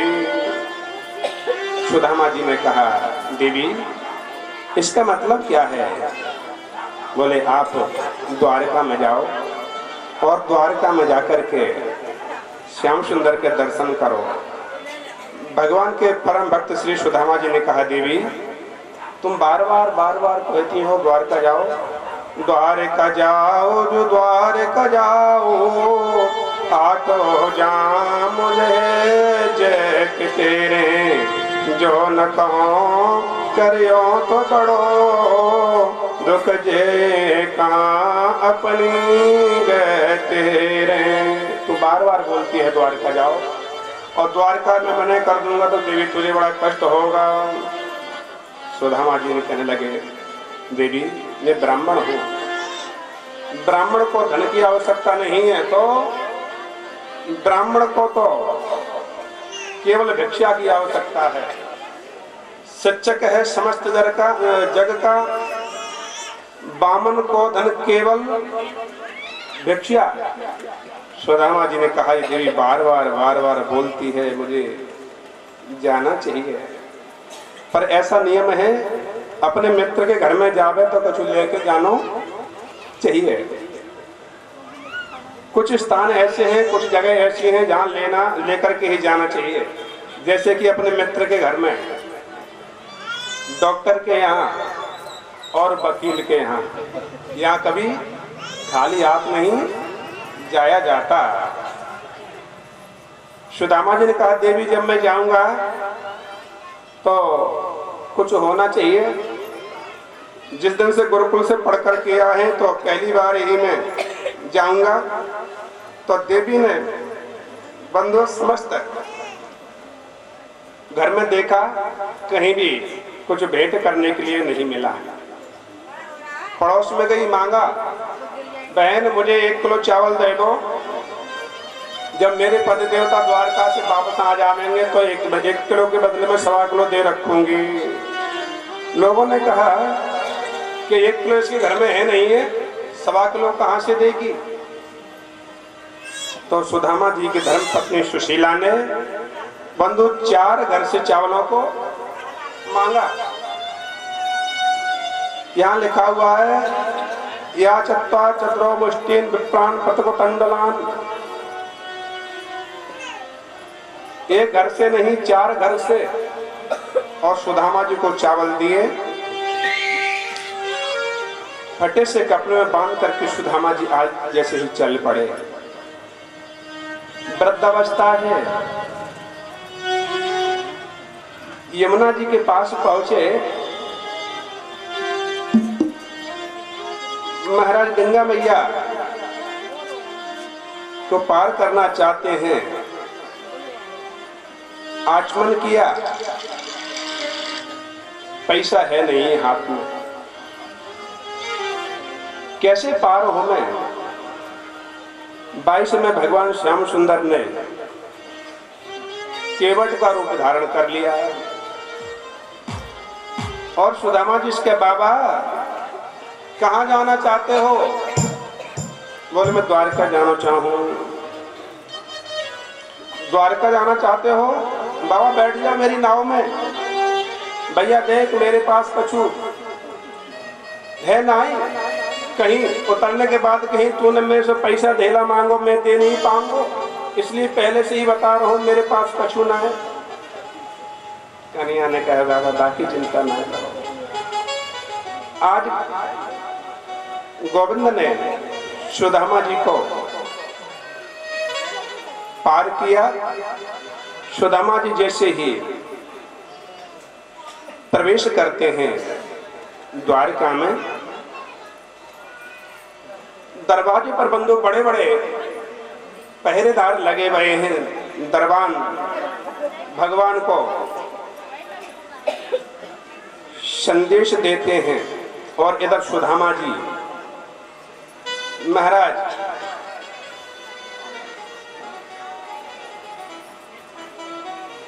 उधर सुदामा जी चावल की पोटली को बांध करके चल रहे हैं।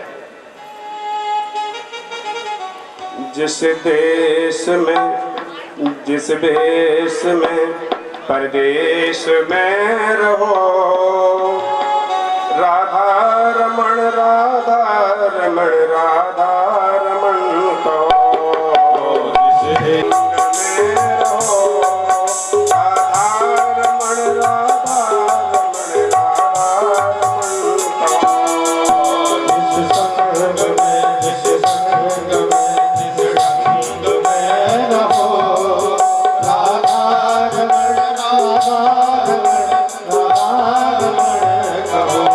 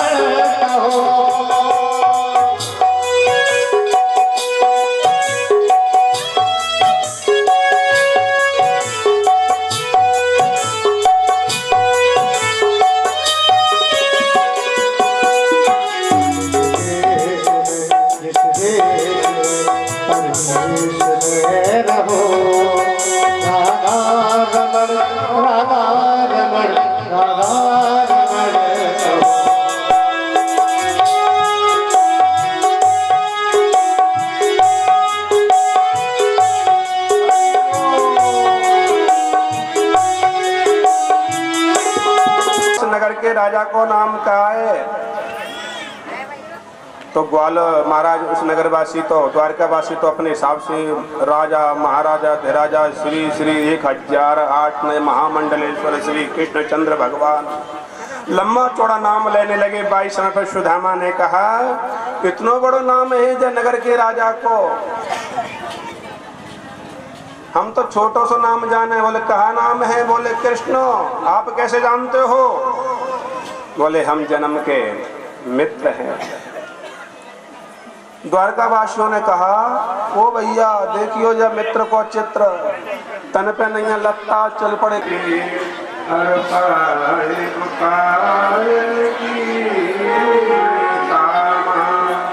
भगवान से द्वारपाल बोल रहे हैं द्वार खड़ा तुझ दुर्बल को रहो चक्षो बसुदा। भगवान ने शीतल क्या दयाल को नामो बतावत अपना सुदामा। जैसे सुदामा शब्द कहा उसी समय भगवान ने कोई भी माता चावल नहीं फेंका। जब ध्यान देना देख अभी तक फेंकना हाथ में सुन लेना पहले सुनना चावल फेंकने इसके अंत से जब मिलेगा ध्यान देना। यदि सुदामा जी को आने दो ना खड़े करो सुदामा जी कोई भी माता चावल फेंकना ध्यान देना पहले सुनना फिर पूरे फेंकना इसको लेके आएंगे पहले ध्यान देना। जो माता पुलिस ही फेंक देते जरा ध्यान देना नहीं कर पाएंगे ना तो वैसे ही भगवान को कभी भी फेंक करके चावल नहीं चढ़ाए जाते ध्यान देना। और जो माता ने भूल से चावल वैसे हमारी माता बहुत बोली है देखो शांत रहती है सब आवाज होशियारी पीछे भाई बंधु माता तो एक भी नहीं बोल रही बेचारी। अब बेचारी मौन हो रही है। बोले महाराज गलती है कि अब नहीं बोलेंगे बस शांति बनाए रखना। जैसे तग कंटक जाल पुने पुन जो है कंटक जाल परमात्मा के भक्त सुदामा जी के पैरों में लगे हुए हैं। और आय महादुख पायो सका तुम आए इते न किते देन कोई। सुंदर सिंहासन दिया। रुक्मणी से कहा देवी जल्दी जल का पात्र लेकर के आओ। और मित्र हाथों के द्वारा बड़े प्रेम के साथ में पीतांबर लिया। प्रभु ने अपने परम भक्त सुदामा जी के चरणों को पहुंचा। दर्द होने लगा सुदामा जी को। क्या बात है मित्र? कंटक लगे वह रुक्मणी से कहा सुई लेकर के आओ। रुक्मणी देवी को सुई लाने में विलंब हुआ। जैसा समय है समय के अनुकूल ही सुदामा जी को भी सुदामा जी के चरित्र को बंधु सूक्ष्म छोटी छोटी पूड़ियों को सब्जी को देखा। बहुत दिनों से बेचारे भूखे थे हैं? लंबी ससुराल थी तो 2 दिन हो गए आते आते।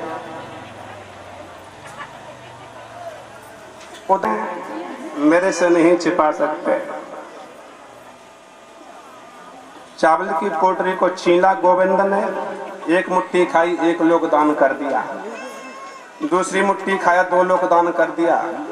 तीसरी मुट्ठी जैसे ही खाना चाहा गोविंद ने 22 समय पर रुक्मणी देवी ने हाथ पकड़ लिया। प्रभु हमें भिखारी बनाओगे क्या? भाई ये चावल मेरी भाभी ने दिए तुमने मुझे बड़े प्रेम से नहीं दिया है। चावलों का भोग भगवान कहते हैं जब विवाह हो गया भाभी ने मुझे और कुछ दिया है कि चावल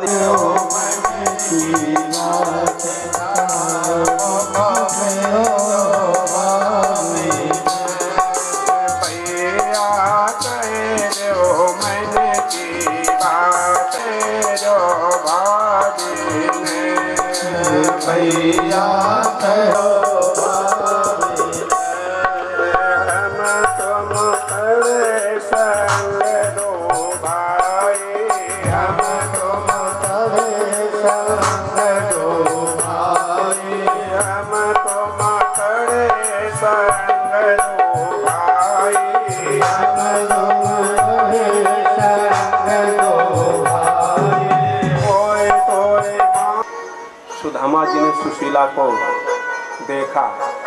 कबारी सुशीला तेरे 2-2 चुटीला है।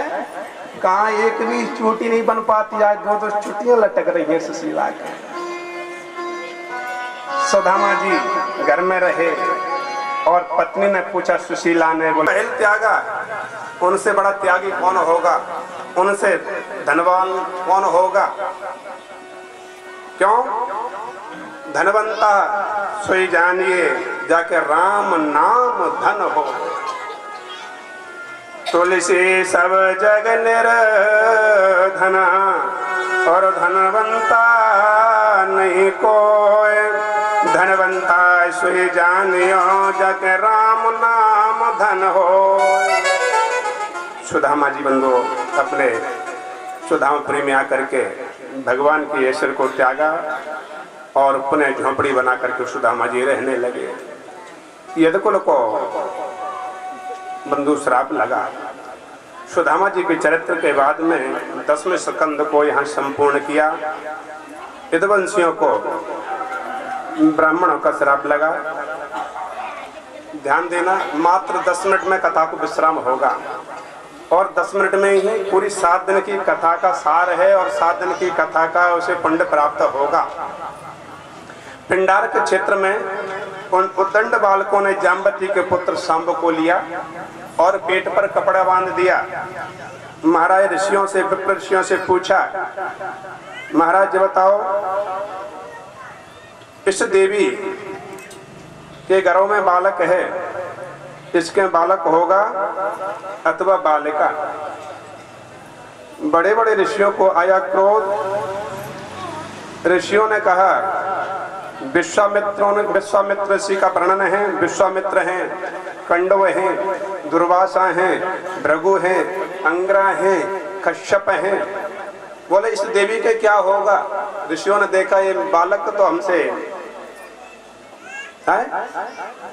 विरोध कर रहे हैं, मजाक कर रहे हैं। ऋषियों ने कहा इस देवी के मूसल होगा। जब मूसल होने के लिए कहा, भगवान के बालकों ने जैसे ही देवी के उदर से वस्त्रों को हटाया, मूसल निकला।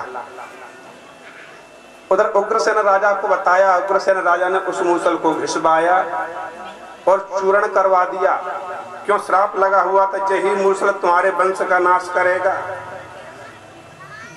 उग्रसेन राजा ने कहा, न रहेगा बांस न बजेगी बांसुरी। मूसल को घिसवाया, चूर्ण करवा दिया और समुद्र में फेंकवा दिया। उस चूर्ण से बंधु घास बना। समय आने पर उसी घास से बंधु समस्त यदुकुल का संहार हुआ।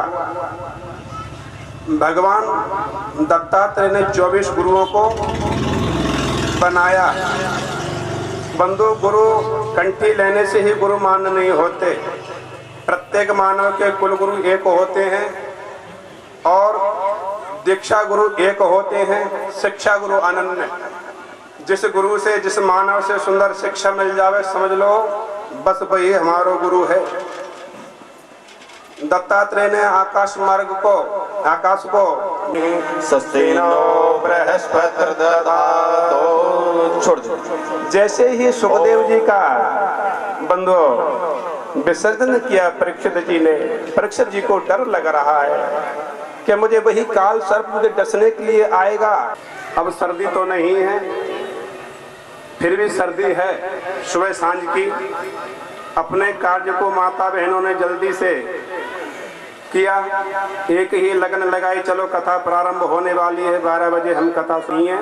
यदि बोल दिया हो तो माताएं मुझे अपन पाप प्रणाशनम, सर्व पाप प्रणाशनम, प्रणामो दुख समनस, प्रणामो दुख समनस, तम नमामि हरिं परम, तम नमामि हरिं परम। नाम संकीर्तनं यस्य, नाम संकीर्तनं यस्य, सर्व पाप प्रणाशनम, सर्व पाप प्रणाशनम, प्रणामो दुख समनस, प्रणामो दुख समनस, तम नमामि हरिं परम, तम नमामि हरिं परम। जो शेष रह गए हैं अपने मुखारविंद से इसका उच्चारण करें।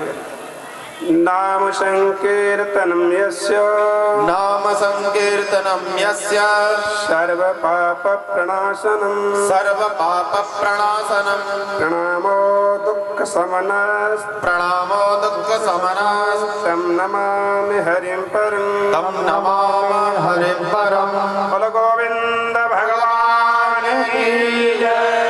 धर्म का विनाश हो, प्राणियों में सद्भावना हो, विश्व का कल्याण हो, गौ माता की जय हो, वेद भगवान की जय हो।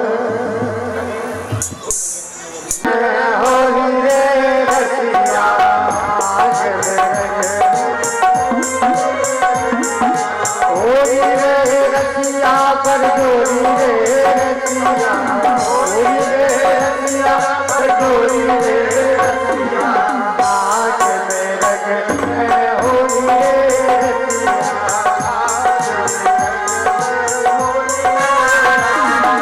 नंद गाँव के वाला है बरसात की जोड़ी है हो नंद गाँव के वाला है बरसात की जोड़ी है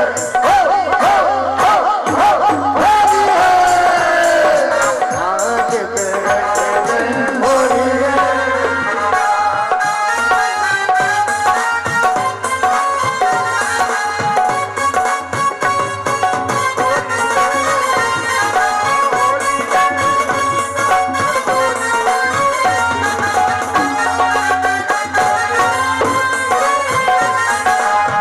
कौन गाँव के कुंवर कन्हैया कौन गाँव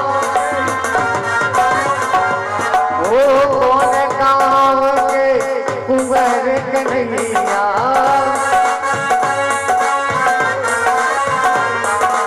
ओ कौन गाँव होली में रसिया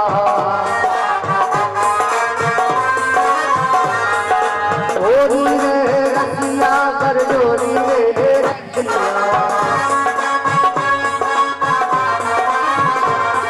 ऐसे नहीं जब मैं करूँगा नंद गांव के ग्वाला है बरसाने की छोरी है तो आप सभी लोग हाथ उठा के बोलेंगे हो होली है होली है नंद गांव के ग्वाला है बरसाने की छोरी है नंद गांव के ग्वाला है बरसाने की छोरी है हो होली है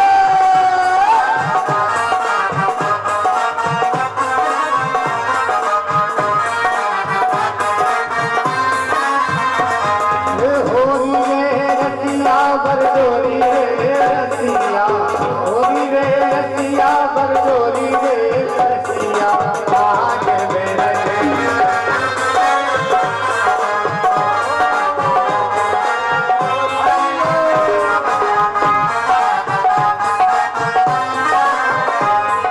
होली रे रसिया बरजोरी रे रसिया होली रे रसिया बरजोरी रे रसिया आज मेरे होली रे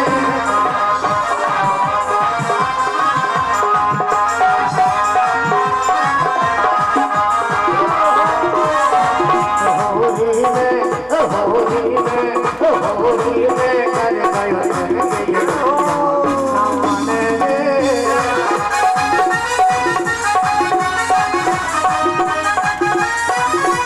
नाम ने गोरी रसिया नाम ने गोरी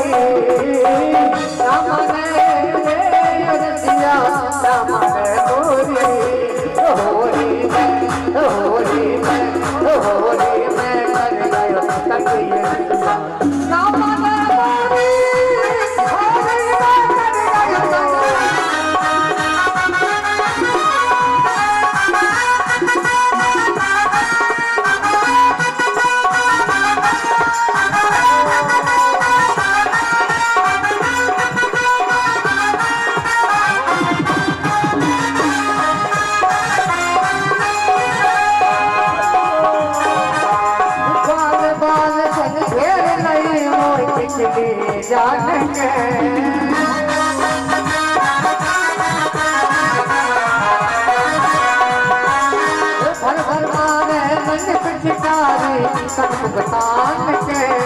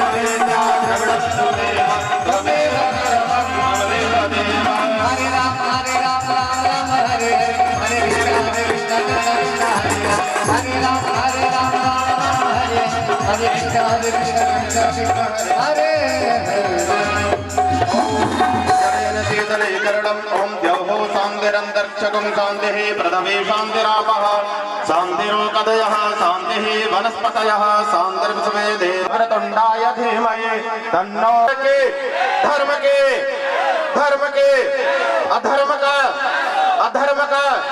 प्राणियों में विश्व का गौ माता के सत्य सनातन धर्म के वृंदावन बिहारी लाल के अपने अपने सदगुरुदेव भगवान के अपने अपने माता पिता के जय जय श्री राधे जय जय श्री राधे आज कोई भी श्रोता बगैर